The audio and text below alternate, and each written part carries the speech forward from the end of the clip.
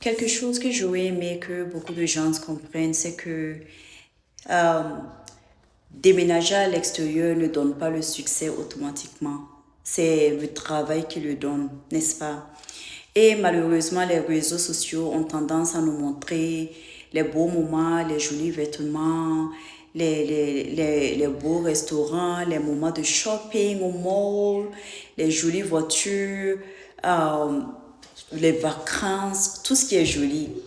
Mais très rarement, les réseaux sociaux nous montrent ce qui se passe derrière. Les longues journées de travail, les factures à payer, les moments où tu dors seulement 2 heures de temps et tu es encore dehors pour aller travailler. Comment dire ça? Les moments où ton pays te manque tellement, où la nourriture de ton pays te manque tellement, ou les moments où tu arrives à un moment donné où tu te demandes est-ce que tout ça là même c'est la peine. Malheureusement, les réseaux sociaux ne nous montrent pas ces moments-là. Et pour être clair sur ça, je ne suis absolument pas en train de vous dire de ne pas venir à l'extérieur.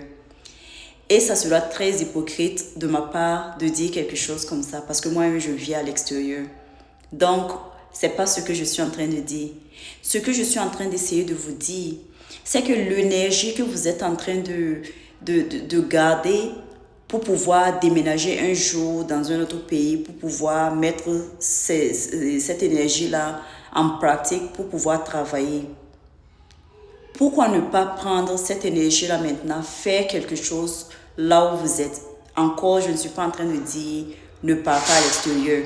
Mais pourquoi attendre? Pourquoi ne pas utiliser ce que tu connais déjà, commencer à faire quelque chose?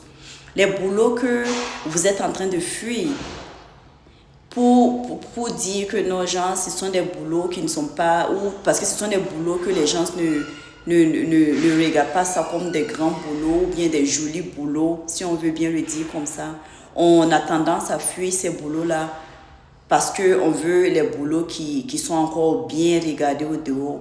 Pourquoi? Si c'est ce boulot que tu peux faire, pourquoi ne pas faire ce boulot-là en attendant? Les gens qui sont à l'extérieur sont en train de faire ces boulots-là que normalement, ils ne vont pas accepter de faire chez eux au pays. Et en faisant ces boulots-là, quelque part d'autre, on est en train d'aider d'autres pays à avancer. Encore, je ne te dis pas de ne pas venir, mais je te dis pourquoi attendre. Le talent que tu as, pourquoi tu continues à cacher ce talent-là en attendant de pouvoir déménager dans un autre pays avant de mettre ce talent-là en pratique? Pourquoi ne pas l'utiliser maintenant? Comment ça s'appelle? Tout ce que tu es en train de fuir maintenant, pourquoi ne pas l'utiliser maintenant là où tu es? Peut-être dans ton pays ou quelque part d'autre, je ne sais pas, mais pourquoi ne pas l'utiliser maintenant? Et pourquoi je suis en train de vous dire tout ça? Je ne suis pas en train de dire ça pour dire que non, moi j'ai reçu. Non, je suis toujours en train de me battre. Et je ne pense pas que ça va finir. Et ce qui se passe ici, c'est que je vais, et dans les vidéos à venir, je vais raconter un peu mon expérience ici et puis mon histoire pour que vous compreniez un peu. Et je ne suis pas en train de dire je vais raconter mon histoire parce que je pense que mon histoire est mieux que l'histoire de quelqu'un, non.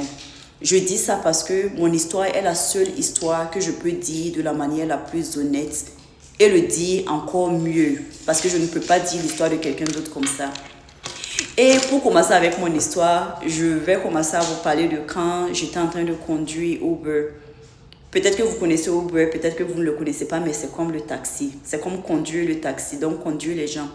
Et quand je conduisais Uber,